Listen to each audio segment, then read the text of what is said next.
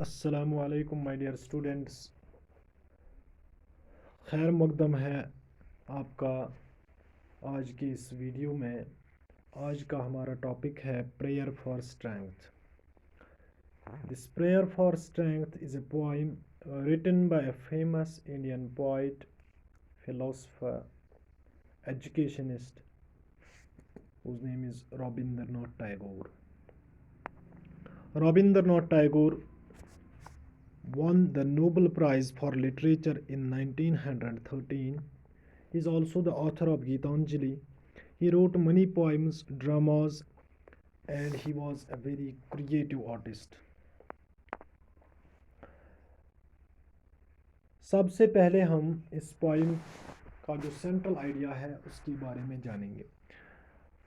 Let us first of all try to understand the central idea of this poem. The poet implores to God to make his heart strong enough to bear joys and sorrows. He also prays to God to grant him the strength to help the poor and to make his mind free from everyday issues.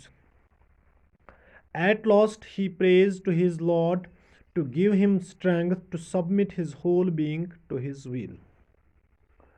شاعر اس نظم میں خدا سے التجا کرتا ہے. امپلور means التجا کرنا.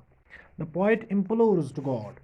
شاعر خدا سے التجا کرتا ہے to make his heart strong enough کہ اس کے دل کو اتنا مضبوط بنا دے to bear joys and sorrows تاکہ وہ دونوں خوشیوں اور دکھوں کو برداشت کر سکے.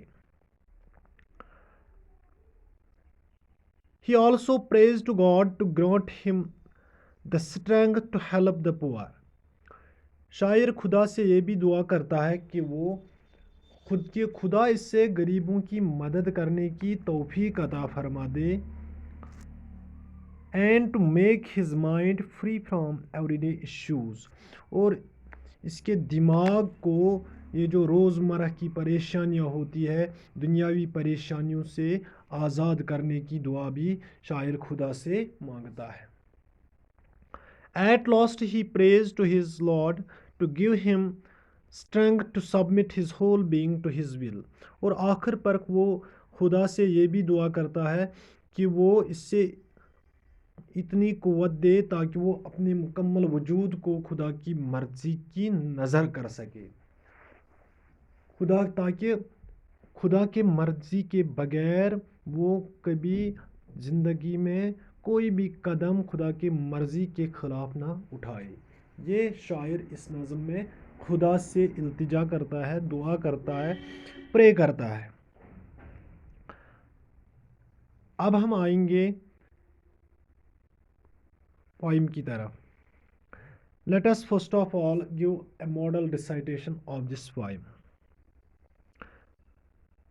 This is my prayer to thee, my Lord, strike at the root of penury in my heart.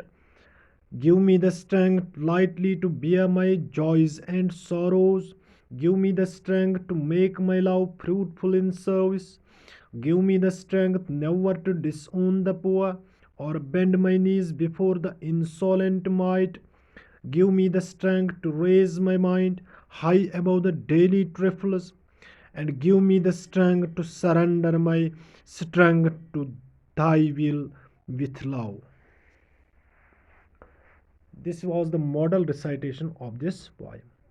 یہاں پہ ہم نے ایک چیز آبزرو کی کہ 2-4 لائنوں بلکہ 5 لائنوں میں شاعر نے ایک سینٹنس کو، ایک کلاز کو ریپیٹ کیا، جیسا کہ یہاں پہ ہے Give me the strength lightly to bear my joys and sorrows. Give me the strength to make my love fruitful in service.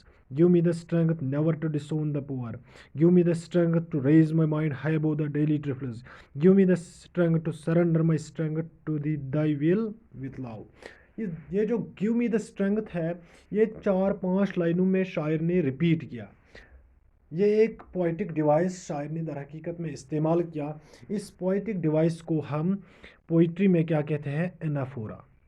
یہاں پہ میں ایکسپلین کروں گا. آپ یہ پوئٹک ڈیوائس جو استعمال کیا شاعر نے اس پوئم میں، اس کا نام ہے انیفورا.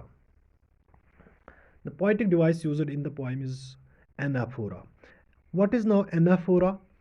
It is the repetition of a word, phrase, or clause at the beginning of two or more sentences in a row. It is a deliberate form of repetition to reinforce point or to make it more coherent.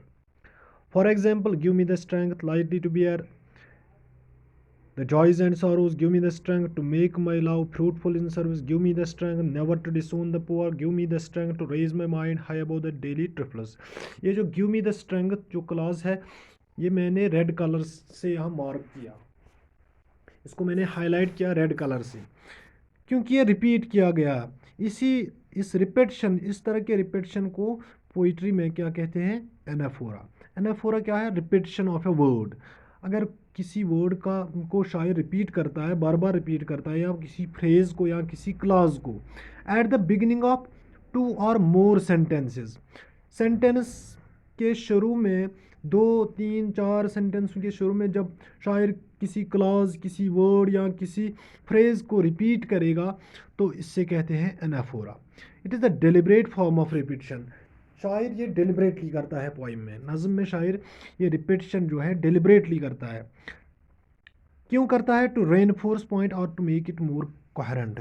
کسی point کو شاعر more rational بتانا چاہتا ہے، کسی point کو واضح کرنا چاہتا ہے، کسی پوائنٹ کو امپورٹنس دینا چاہتا ہے، کسی کلاز کو امپورٹنس دینا چاہتا ہے، کسی دعا کو، یہاں جیسا کہ یہاں پہ دعا کرتا ہے شاعر، give me the اسٹرنگتھ، give me the اسٹرنگتھ، give me the اسٹرنگتھ، give me the اسٹرنگتھ.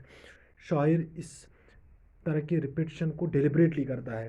Us deliberate form of repetition کو یہاں پہ کیا کہتے ہیں؟ انیفورا. So that is the poetic device used in this poem. Now let us explain this poem line by line. This is my prayer to thee, my Lord, strike, strike at the root of penury in my heart. This is my prayer to thee. Thee is the early modern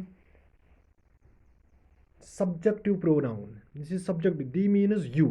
Thee means you. This is my prayer to thee, my Lord, strike, strike at the root of penury in my heart. شاعر خدا سے دعا کرتا ہے. شاعر خدا سے کہتا ہے کہ اے خدا، یہ میری آپ سے دعا ہے کہ جو نگیٹو تھاٹس ہیں میرے دل میں ان کو رخصت فرما لے. او گاڈ، آئی پرے that you remove the negative thoughts from my heart forever. ہمیشہ کے لیے جو میرے دل میں برے خیالات آتے ہیں ان سے مجھے چھٹکارا حاصل کر دے. شاعر خدا سے دعا کرتا ہے دل کی تنگ دستی کے لیے. جو شاعر دعا کرتا ہے، دعا مانگتا ہے خدا سے کہتا ہے کہ میرے دل میں جو تنگ دستی ہے، میرے دل میں جو پریشانی ہے اس کو ختم کر دے. اور دوسری لائن میں کیا کہتا ہے؟ Give me the strength lightly to bear my joys and sorrows. شاعر خدا سے دعا کرتا ہے، یہ بھی دعا کرتا ہے کہ یا اللہ مجھے اتنی قوت دے تاکہ میں دونوں خوشیوں اور پریشانیوں کو برداشت کر سکوں. O God give me the strength to treat both happiness as well as sadness in a level headed manner. برابر طریقے سے، تاکہ میں ان دونوں چیزوں کو برداشت کر سکوں. کبھی کبھار انسان جو ہے، خوشیوں سے بھی انسان کو کبھی کبھار نقصان اٹھانا پڑتا ہے. زیادہ خوشی جب ہوتی ہے تب بھی انسان، ہم نے دیکھا ہے کہ کبھی کبھار انسان خوشیوں کو بھی ٹھیک طرح سے سمیٹ نہیں سکتا. اسی لیے خدا سے دعا کرتا ہے شاعر کہ تاکہ مجھے اتنی قوت دے تاکہ میں ان دونوں چیزوں کو، ہیپینس اینڈ سیڈنس کو، ایک لیول ہیڈڈ مینر میں برداشت کر سکوں. اب تیسری لائن میں کیا کہتا ہے؟ Give me the strength to make my love fruitful in service. اب شاعر خدا سے یہ دعا کرتا ہے، O God let me make my love meaningful by helping others. شاعر خدا سے دعا کرتا ہے کہ میرا جو یہ پیار محبت ہے یہ میننگ فل ہونا چاہیے، زندگی میں مجھ سے مدد کرنے کی توفیق عطا فرما، تاکہ میں غریبوں کے کام آ سکوں، تاکہ میں یتیموں، ناداروں، مسکینوں، بیواؤں کا مدد کر سکوں۔ مجھے شاعر خدا سے یہی دعا کرتا ہے، Give me the strength to make my love fruitful in service. Give me the strength never to disown the poor or bend my knees before the insolent might. شاعر خدا سے یہ بھی دعا کرتا ہے کہ یا اللہ مجھے وہ قوت عطا کرے کہ میں کبھی غریبوں کو چھوڑ نہ پاؤں یا کسی بری طاقت کے آگے میں گھٹنے نہ ٹیکوں۔ Give me the strength never to ignore the poor or give up the fight against an arrogant power. Give me the strength to raise my mind high above daily trifles. اب شاعر خدا سے دعا کرتا ہے، یا اللہ مجھے وہ قوت دے تاکہ میں دنیاوی پریشانیوں سے آزاد رہ سکوں۔ Give me the strength to think beyond these daily trifles. مجھے ان ڈیلی ٹرفلز میں نہیں پڑنا ہے خدا، یا خدا اے اللہ مجھے ان چیزوں سے نجات عطا فرما دے، ان ڈیلی ٹرفلز جو روزمرہ کے ایشوز ہوتے ہیں ان سے مجھے آزاد فرما، میرے دل کو آزاد، میرے دماغ، میرے ذہن کو ان پریشانیوں سے آزاد فرما۔